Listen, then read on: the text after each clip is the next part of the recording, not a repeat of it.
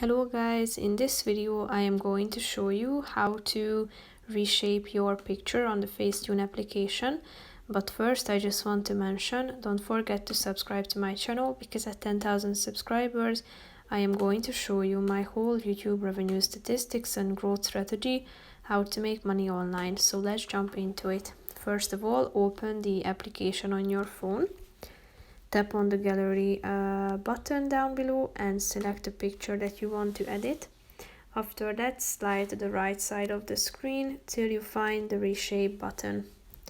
Here you can reshape your picture by tapping on a point and then slide it to one side to reshape your picture, so you can make your face look bigger, for example, or other facial features such as your lips. If you tap on your lips, you can select the size by positioning this circle to a point, for example your eyes, and then slide to the right side on this scale to make it bigger or smaller.